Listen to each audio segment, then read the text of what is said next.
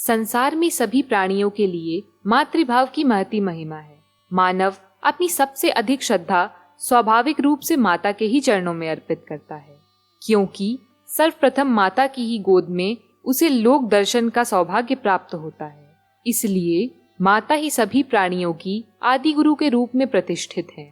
उसकी करुणा और कृपा बालकों के लौकिक तथा पारलौकिक कल्याण का आधार है। इसलिए मातृदेवो भव, पितृदेवो भव, आचार्य देवो भव, इन श्रुति वाक्यों में सबसे पहले माता का ही स्थान है, जो भगवती महाशक्ति स्वरूपिणी देवी तथा समष्टि स्वरूपिणी संपूर्ण जगत की माता है।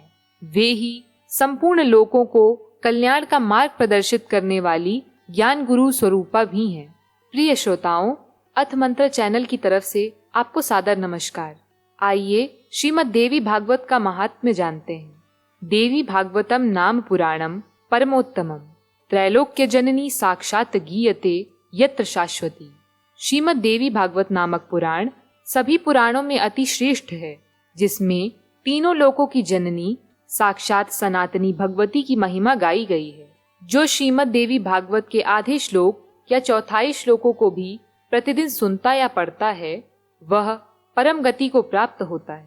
जिस घर में नित्य श्रीमद् देवी भागवत ग्रंथ का पूजन किया जाता है, वह घर तीर्थ स्वरूप हो जाता है तथा उसमें निवास करने वाले लोगों के पापों का नाश हो जाता है। जो व्यक्ति भक्ति भाव से देवी के इस भागवत पुराण का पाठ अथवा श्रवण करता है, वह धर्म, अर्थ, काम और मोक्ष प्राप्त कर लेता है। अमृत के पान से तो केवल एक ही मनुष्य अजर अमर होता है, किंतु भगवती का कथा स्वरूप अमृत संपूर्ण कुल को ही अजर अमर बना देता है। सभी 18 पुराणों में यह श्रीमद् देवी भागवत पुराण सर्वश्रेष्ठ है और धर्म, अर्थ, काम तथा मोक्ष को प्रदान करने वाला है।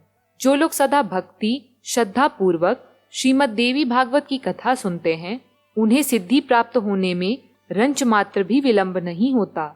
इसलिए मनुष्य को इस पुराण का सदा पठन श्रवण करना चाहिए। पूरे दिन के आधे समय तक, चौथाई समय तक, मुहूर्त भर अथवा एक क्षण भी जो लोग भक्ति पूर्वक इसका श्रवण करते हैं, उनकी कभी भी दुर्गति नहीं होती। समस्त तीर्थ, पुराण और व्रत अपनी श्रेष्ठता का वर्णन करते हुए तभी तक गर्जना करते हैं जब तक मनुष्य श्रीमद् देवी भागवत का सम्यक रूप से श्रवण नहीं कर लेते। मनुष्यों के लिए पाप रूपी अरण्य तभी तक दुखप्रद एवं कंटकमय रहता है जब तक श्रीमद् देवी भागवत स्वरूपी परशु अर्थात कुठार उपलब्ध नहीं हो जाता। मनुष्यों को उपसर्ग अर्थात ग्रहण रूपी घोर अंधकार तभी तक कष्ट पहुंचाता है जब तक श्रीमद् देवी भागवत स्वरूपी सूर्य उनके सम्मुख उदित नहीं हो जाता। इस संसार में जो मनुष्य विशेष श्रद्धा के साथ उच्च विचारों से युक्त होकर संपूर्ण पुराणों के सार स्वरूप, समस्त वेदों की तुलना करने वाले तथा नाना विधि प्रमाणों से परिपूर्ण इस श्रीमद् देवी भागवत पुराण का पाठ करता है तथा इसका भक्ति पूर्वक श्रवण करता है, वह ऐश्वर्य तथा ज्ञान से संपन्न हो जाता है। महर्षि व्यास ने राजा जनमेजय से कहा, महादेवी का यह परम अद्भुत पुराण सुनकर मनुष्य कृतकृत्य हो जाता है और वह भगवती का प्रियतम हो जाता है। हे नृपश्रेष्ठ, जिस देवी भागवत में साक्षात मूल प्रकृति का ही प्रतिपादन किया गया है, उसके समान अन्य कोई पुराण भला कैसे हो सकता है। हे जनमेजय, जिस देवी भागवत पुराण का पाठ करने से वेद पाठ के समान पुण्य प्राप्त होता है, उसका पाठ श्रेष्ठ विद्वानों को प्रयत्न पूर्वक करना चाहिए।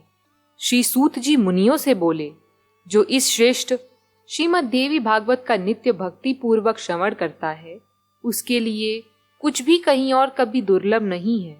इसके श्रवण से पुत्रहीन व्यक्ति को पुत्र, धन चाहने वाले को धन और विद्या के अभिलाषी को विद्या की प्राप्ति हो जाती है। साथ ही संपूर्ण पृथ्वी लोक में वह कीर्तिमान हो जाता है। जो स्त्री वंध्या, काक वंध्या अथवा मृत वंध्या हो, वह इस पुराण के श्रवण से उस दोष से मुक्त हो जाती है। इसमें संदेह नहीं है। यह पुराण जिस घर में विधि पूर्वक पूजित होकर स्थित रहता है, उस घर को लक्ष्मी तथा सरस्वती कभी नहीं छोड़ती और वेताल, डाकिनी तथा राक्षस आदि वहां झांकते तक नहीं। यदि ज्वरग्रस्त मनुष्य को स्पर्श करके एकाग्रचित होकर इस पुराण का पाठ किया जाए तो दाहक ज्वर उस मंडल को छोड़कर भाग जाता है। इसकी 100 आवृत्ति के पाठ से क्षय रोग समाप्त हो जाता है। जो मनुष्य प्रत्येक संध्या के अवसर पर दत्तचित्त होकर संध्या विधि संपन्न करके इस पुराण के एक एक अध्याय का पाठ करता है वह ज्ञानवान हो जाता है। शारदीय नवरात्रि में परम भक्ति से इस पुराण का नित्य पाठ करना चाहिए। इससे जगदम्बा उस व्यक्ति पर प्रसन्न होकर उसकी अभिलाषा से भी अधिक फल प्रदान करती हैं। वैष्णव, शैव, सौर तथा गाणपत्य जनों को अपने अपने इष्ट देव की शक्ति की संतुष्टि के लिए चैत्र, आषाढ़, अश्विन और माघ इन मासों के चारों नवरात्रों में इस पुराण का प्रयत्न पूर्वक पाठ करना चाहिए। इससे रमा उमा आदि शक्तियां उस पर सदा प्रसन्न रहती हैं। हे मुने, इसी प्रकार वेदिकों को भी अपनी गायत्री की प्रसन्नता के लिए इसका नित्य पाठ करना चाहिए। हे श्रेष्ठ मुनियों, यह पुराण परम पवित्र तथा वेदों का सार स्वरूप है। इसके पढ़ने तथा सुनने से वेद पाठ के समान फल प्राप्त होता है। इस प्रकार श्रीमद् देवी भागवत महात्म्य संपूर्ण हुआ। प्रेम से बोलिए जय माता दी। प्रिय श्रोताओं, यह प्रस्तुति आपको अच्छी लगी तो अथ मंत्र चैनल को लाइक, शेयर एंड सब्सक्राइब करना ना भूलें तथा और नई वीडियोस के लिए बेल आइकन को प्रेस करें।